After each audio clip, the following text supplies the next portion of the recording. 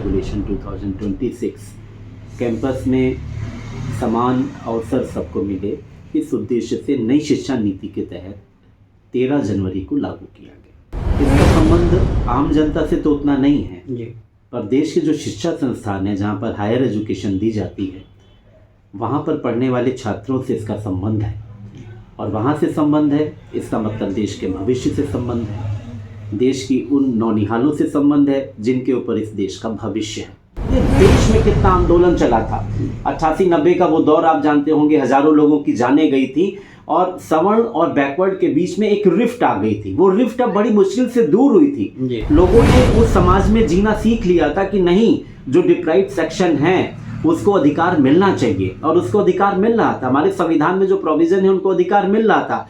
पर ये जितने जो ये पॉलिटिकल पार्टीज हैं ये जाति को एक टूल के रूप में इस्तेमाल करती हैं। जो मेन अपोजिशन पार्टी है वो जाति आधारित जनगणना को अपना मेन टूल मान लेती है कि वो मांग करती है।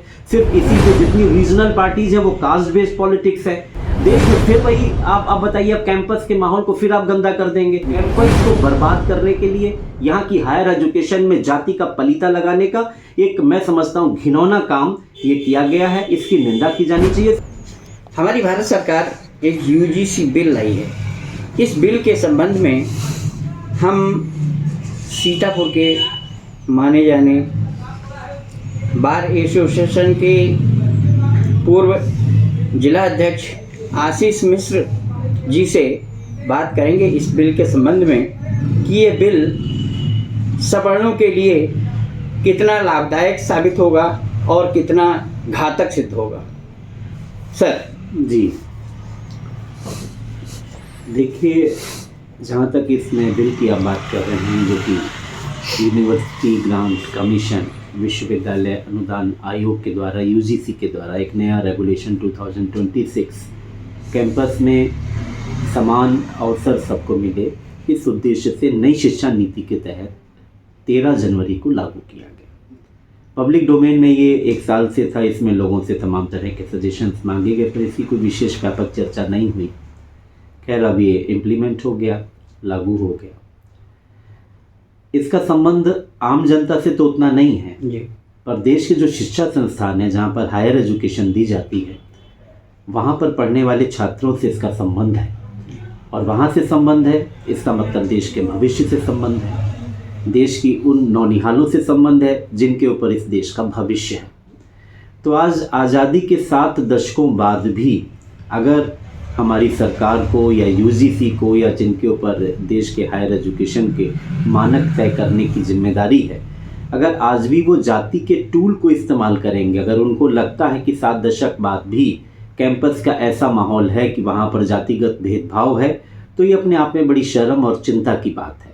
कैंपस के माहौल में जातीय बेल बुनी जाए या जातीय पौधा लगाया जाए, इसके बजाय ऐसा वातावरण बनाने की कोशिश सरकारों को करनी चाहिए थी, पुरानी सरकारों को भी और नई सरकार को, कि जहाँ पर पढ़ाई का माहौल है वहाँ पर जातीय विषमता हो ही ना, वो दूर हो। इस तरह के प्रावधान किसी भी तरह के, मैं जहाँ तक मैं समझता हूँ और ख़ुद हम लोगों ने कैंपस में छात्र राजनीति की है, वहाँ पर हम लोग पढ़े हैं, मुझे लगता है इस तरह का कोई भी रेगुलेशन किसी भी तरह की एट्रोसिटीज़ को ख़त्म नहीं करता है बल्कि और जातीय भेदभाव को बढ़ाने का काम करता है। और जहाँ तक ये सवर्ण और बैकवर्ड और एससी की बात है, ये मैं इसको नहीं समझता कि कोई भी रेगुलेशन कहीं से सवर्ण को डिफीट करेगा या कहीं से ओबीसी और एससी को ज़रूरत से ज़्यादा प्रोटेक्ट करेगा। ये रेगुलेशंस नहीं, वातावरण, कार्य संस्कृति प्रभावित करती है। तो मैं इस रेगुलेशन को फिलहाल एक ना इत्तेफाक इससे रखता हूँ और मैं समझता हूँ इसकी कोई ज़रूरत शायद नहीं थी। सर, अदर कास्ट से अक्सर सुनने को आता है कि इस समय तो सवर्णों की सरकार चल रही है, जबकि लोगों का कहना है कि सवर्ण का भाजपा सरकार में कोई हित नहीं हो रहा है। इस पर आप क्या कहेंगे? देखिए, बात जहाँ तक आप चूंकि इसी रेगुलेशन के परिप्रेक्ष्य में पूछ रहे हैं, तो बात सवर्णों की नहीं है। बात यह है कि इस समय जितने भी राजनीतिक दल हैं वो ये चाहते हैं कि वोट बैंक और अपीजमेंट पॉलिटिक्स करना चाहते हैं। बात सवर्ण और बैकवर्ड की नहीं है। इसमें कोई सिर्फ आप बीजेपी सरकार को दोषी नहीं मान सकते हैं। जब ये इस तरह का रेगुलेशन आया और इसमें जाति भेदभाव की बात की जाने लगी, कितनी मुश्किल से आप बताइए, जब आरक्षण का दौर मंडल कमीशन की रिपोर्ट लागू हुई, आरक्षण ओबीसी को दिया जाने लगा और जो 22% रिजर्वेशन था वो 50% रिजर्वेशन में जब तब्दील हो गया, पूरे देश में कितना आंदोलन चला था। 88-90 का वो दौर आप जानते होंगे, हजारों लोगों की जानें गई थी और सवर्ण और बैकवर्ड के बीच में एक रिफ्ट आ गई थी। वो रिफ्ट अब बड़ी मुश्किल से दूर हुई थी। लोगों ने उस समाज में जीना सीख लिया था कि नहीं, जो डिप्राइव्ड सेक्शन है उसको अधिकार मिलना चाहिए, और उसको अधिकार मिल रहा था। हमारे संविधान में जो प्रोविजन है उनको अधिकार मिल रहा था। पर ये जितने जो ये पॉलिटिकल पार्टीज हैं, ये जाति को एक टूल के रूप में इस्तेमाल करती हैं। अब आप बताइए, किसी पॉलिटिकल पार्टी का नाम ले लीजिए, बात सवर्णों को छोड़ दीजिए, सवर्ण तो हाशिए पर है, क्योंकि सवर्ण का कोई नेता नहीं है। जो सवर्ण का नेता भी है वो जाकर के देखिए इन मुद्दों पर बोल नहीं पाता। क्या ये जो केंद्र सरकार है, इसमें क्या सवर्ण के नेता, जब एक इस तरह के रेगुलेशंस की चर्चा हो रही थी पब्लिक डोमेन में, तो क्या वो जाके यूजीसी को अपना रिकमेंडेशन नहीं दे सकते थे? वो कहाँ चले गए? वो जो सवर्ण की राजनीति करते हैं, ब्राह्मणों की राजनीति करते हैं, क्षत्रियों की राजनीति करते हैं, बनियों की राजनीति करते हैं, सवर्ण वर्ग में आने वाले कायस्थों की राजनीति करते हैं, वो क्या सो गए थे, खत्म हो गए थे? कोई उन्होंने रिप्रेजेंटेशन दिया अपनी बात को रखने के लिए? तो ये देश आज़ादी के 7 दशक बाद भी आज ये हिंदू मुस्लिम में बटा है, आज ये ब्राह्मण क्षत्रिय वैश्य शूद्र में बटा है, आज ये एससी ओबीसी और अगड़ी जातियों में बटा है। ये शर्म की बात है। नेताओं को तो इसको खत्म करना चाहिए, राजनीतिक दलों को खत्म करना चाहिए, पर कौन खत्म करता है? खुद यहाँ की पॉलिटिकल पार्टी जो सत्ताधारी हैं वो कहती हैं कि वो जाति आधारित जनगणना कराएंगे। जो मेन अपोजिशन पार्टी है वो जाति आधारित जनगणना को अपना मेन टूल मान लेती है कि वो मांग करती है। सिर्फ इसी पे जितनी रीजनल पार्टीज है वो कास्ट बेस्ड पॉलिटिक्स है। तो इस समय जब ये सारी जाति पे ही स्ट्रक्चर बना हुआ है, तो इसमें अब देश को फिर से, जब ये एक आरक्षण का आंदोलन समाप्त हो गया, लोगों ने उसमें उस चीज को एक अपने सिस्टम में स्वीकार कर लिया, देश में फिर वही आप बताइए, अब कैंपस के माहौल को फिर आप गंदा कर देंगे। फिर वहां पे ओबीसी की पॉलिटिक्स अलग होगी, जनरल की अलग होगी, लोगों में भेदभाव होगा। भेदभाव कम करने के लिए आप रेगुलेशन लाए कि बढ़ाने के लिए लाए? कैंपस को बर्बाद करने के लिए, यहाँ की हायर एजुकेशन में जाति का पलीता लगाने का एक, मैं समझता हूँ, घिनौना काम ये किया गया है। इसकी निंदा की जानी चाहिए। इसकी निंदा सिर्फ सवर्ण करें, ये भी बहुत शर्म की बात है। इसकी निंदा सभी लोगों को जो देश को आगे बढ़ाना चाहते हैं मिलके करनी चाहिए। मैं नहीं समझता हूँ कि जो ओबीसी सेक्शन को इसमें शामिल किया गया है ऐसी है। आज दलित जातियों के लिए पहले से कमीशन बना था, संविधान में उनको प्रावधान था, ओबीसी को रिजर्वेशन मिल गया, नौकरी सबको बराबर मिल रही थी। इस तरह का आप रिफ्ट पैदा करके ओबीसी सेक्शंस के प्रतिभाशाली छात्रों को भी आप वास्तव में धोखा देने का काम कर रहे हैं। अब ना चाहते हुए भी देखिए खाई बन जाएगी कैंपस में।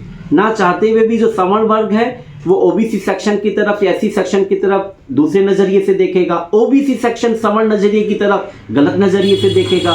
अगर कुछ शिकायतें आपस में कैंपस में हम लोग पढ़ रहे हैं, कुछ कर रहे हैं, और वन अपमैनशिप के चक्कर में, जैसे आपसे नहीं पटी, आपसे मैंने एक कंप्लेंट कर दी, झूठी कंप्लेंट्स आ गई, उन झूठी कंप्लेंट्स को ग्रीवांसेस सेल की कमेटी में भेजा जाएगा। एक इक्विटी कमेटी बनेगी जिसको 60 दिन में डिसीजन देना होगा। अगर वो डिसीजन एक झूठी कंप्लेंट पे किसी स्टूडेंट के खिलाफ चला जाएगा तो उसका कैरियर खराब होगा कि नहीं? तो इन चीजों को भी सुनने के लिए कोई प्रावधान कि उनके इंटरेस्ट का कैसे सुना जाएगा, जो सवर्ण वर्ग के छात्र होंगे, इस एक्ट में, इस रेगुलेशन में कोई प्रावधान नहीं है। ये प्रावधान निहायत ही गैर कानूनी है, अविधिक है। जो विक्टिम्स होंगे उनको, उनके साथ नेचुरल जस्टिस नहीं किया गया, उनको सुनवाई करने का कोई मौका नहीं दिया जाएगा। तो मैं समझता हूं कि जो इस समय चल रहा है देश में, कि सिर्फ सवर्ण वर्ग इसका विरोध कर रहा है, और जो ओबीसी सेक्शन से या जो डिप्राइव्ड सेक्शन अपने आप को मानते हैं वो इस रेगुलेशन का समर्थन कर रहे हैं। यानी बैठे बैठा इस रेगुलेशन के चक्कर में देश बट गया कि नहीं बट गया? जाति के चक्कर में। ये नहीं होना चाहिए। और इसका विरोध सिर्फ ये नहीं कि सवर्ण मंच या ब्राह्मण मंच या क्षत्रिय मंच आकर के करे।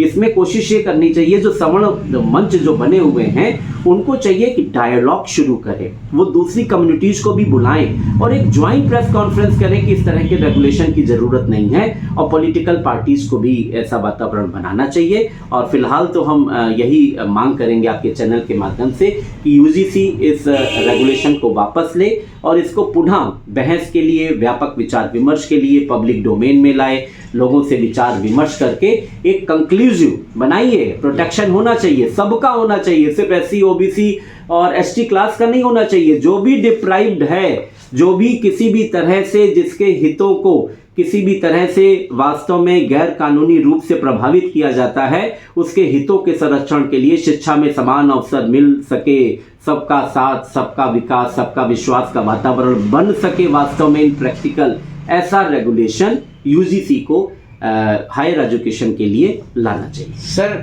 इस बिल से समाज में और अधिक विघटन होने की संभावना है? विघटन हो गया, अब सोशल मीडिया में तो हो गया जी। सोशल मीडिया में तो बराबर चल रहा है। सोशल मीडिया को लाखों करोड़ों लोग देखते हैं। और रही बात, अब आप न्यूज, हम आपके चैनल्स को देखते हैं, आप पेपर उठा के देख लीजिए, रोज़ आपको पता चलेगा कहीं कोई धरना दे रहा है, कहीं कोई समर्थन में दे रहा है, कहीं कोई विरोध में दे रहा है। तो मैं तो समझता हूँ कि ये असली मुद्दों से जनता को, विशेषकर हायर एजुकेशन के उस वर्ग को जो जेनजी में आता है, जेनजी से ऊपर है, जिससे जो देश में जितने तमाम तरह की बुरी परिस्थितियां चल रही है, वो एक क्रांति का माहौल बन सकता है, वो ना बने इंडिया में, वो जेनजी जैसे रिवोल्यूशन ना हो सके, सरकार से कोई प्रश्न ना पूछ सके, तो बेमतलब की बातों में उलझाने के लिए मैं समझता हूँ ये रेगुलेशन लाया गया है। सर, भाजपा में जितने भी सवर्ण विधायक या सांसद थे, उनको इस बिल का विरोध करना चाहिए था, उन्होंने नहीं किया। ऐसा सरकार के दबाव में या उनकी जो है ज़मीर अलाउ कर दिया, क्या हुआ ऐसा? देखिए, प्रैक्टिकल पॉलिटिक्स सवर्ण और बैकवर्ड पे नहीं चलती है, उसमें तो आपको सबको साथ लेके चलना पड़ता है। जो विधायक हैं या जो विधायक बनना चाहते हैं, उनकी दृष्टि बड़ी संकुचित होती है, वो सिर्फ उतना ही देखेंगे जिसमें वो विधायक बन पाए जी। तो उनकी दृष्टि में जब वो सवर्ण के कार्यक्रम में जाएंगे, सवर्ण जिंदाबाद करेंगे, ब्राह्मणों के कार्यक्रम में जाएंगे, ब्राह्मण जिंदाबाद, दलितों के कार्यक्रम जाएंगे, अपने आप को दलितों का मसीहा बताएंगे।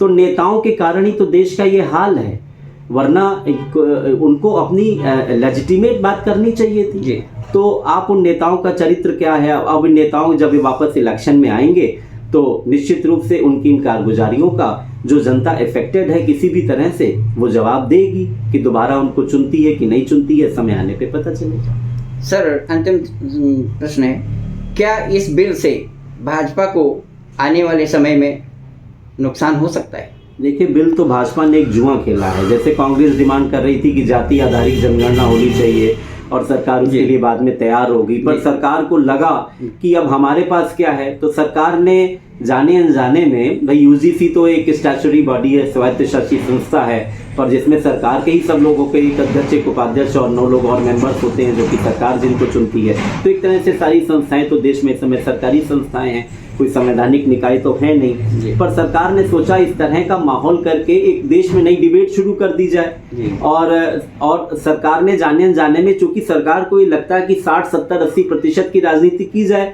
सवर्ण जाएंगे कहाँ? सवर्ण मतलब भाई उन लोगों को जो ये बड़ी कास्ट के लोग हैं, ना बड़ा नेता पैदा कर पाए, ना बड़ा संगठन पैदा कर पाए, सब अपने आप में इतने विद्वान है, कोई दूसरे को किसी को मानता नहीं है। उनके जो नेता हैं भी वो ना अपनी जाति का भला कर पाते हैं, ना किसी का भला कर पाते हैं। खुद सीतापुर जिले का उदाहरण ले लीजिए, उत्तर प्रदेश की राजनीति का उदाहरण ले लीजिए भाई। इसमें तो जैसे लिया जाए, इसमें तो जैसे आरक्षण के कोटे के नाम पे मंत्री बना दिए जाते हैं, उप मुख्यमंत्री बना दिए जाते हैं। उनकी चलती कितनी है आप ये देखिए, वो कितनों का भला कर पाते हैं। खुद आप देखिए, जितनी सवर्ण बिरादरी के नेता हैं, अपने सवर्ण लोगों का कितना भला करने में सक्षम है, तो कोई नहीं कर सकता है। तो अब मैं समझता हूं कि बीजेपी ने जो ये काम किया है, बीजेपी की पॉलिटिक्स इस समय क्या है, जितनी भी पॉलिटिक्स बीजेपी की है वो ओबीसी सेंट्रिक हो गई है।